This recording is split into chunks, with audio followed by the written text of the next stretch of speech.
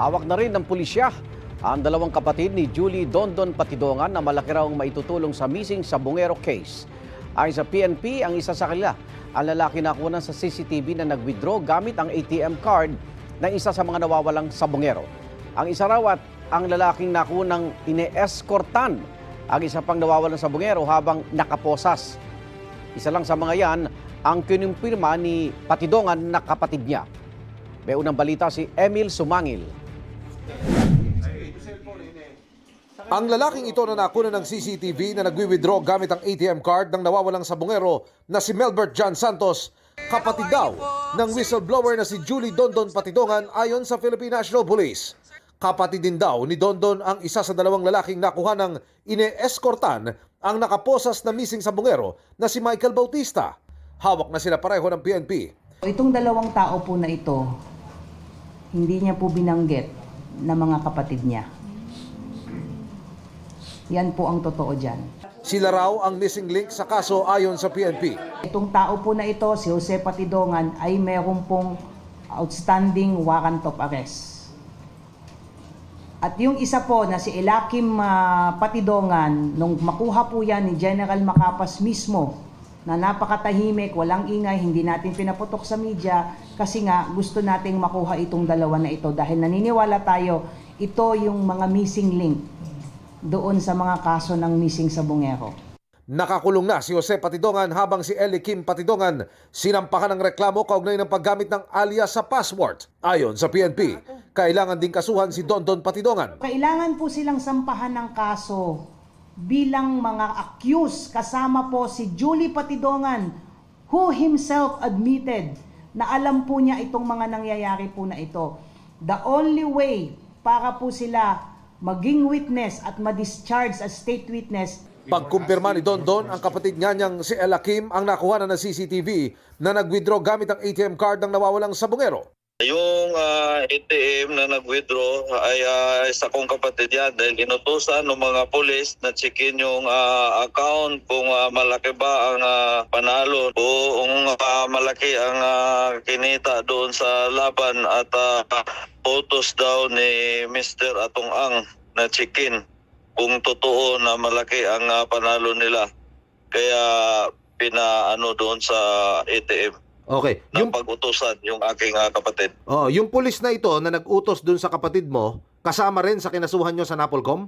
Yes, kasama.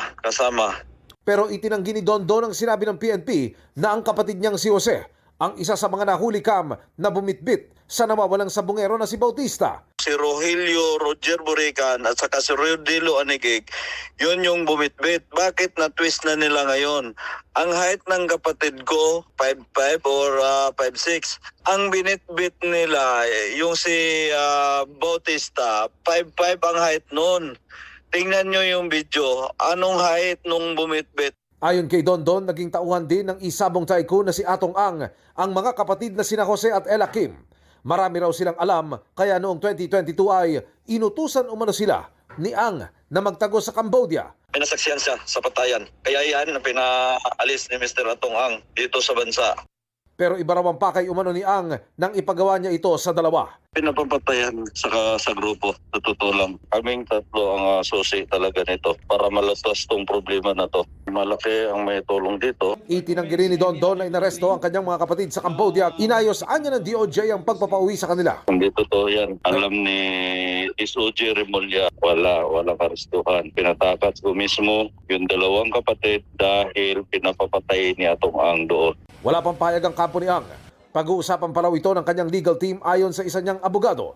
Ayon sa PNP, nahuli ang dalawa ng PNP, CIDG, noong si Police Brigadier General Romeo Macapas pa ang namumuno.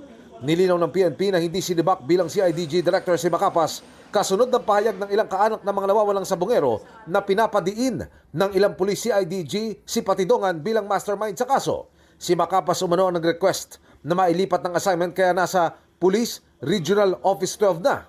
It would be very, very unfair po na sabihin na mayroon pong nag-utos kay Chief PNP para tanggalin po siya sa CIDG. It was the personal request of General Macapas na may lipat po siya sa region. Ang bagong upong CIDG Director na si Police Brigadier General Christopher Abrajano dumating sa undisclosed location kung saan nagsama-sama ang mga kaanak na mga missing sa Bungero.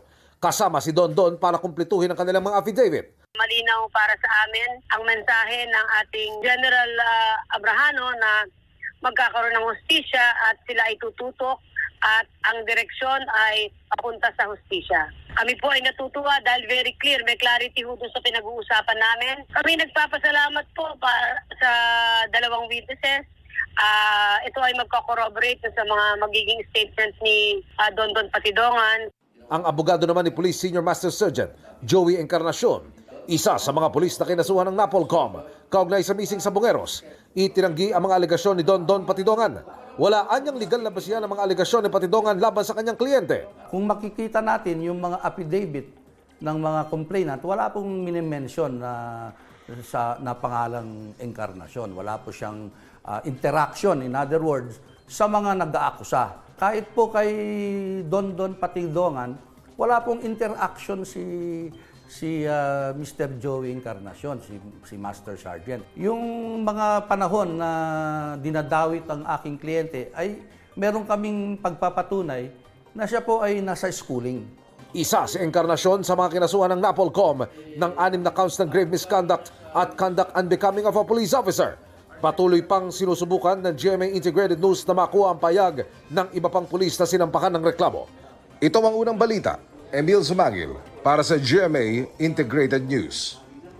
Igan, mauna ka sa mga balita, mag-subscribe na sa GMA Integrated News sa YouTube para sa iba't ibang ulat sa ating bansa.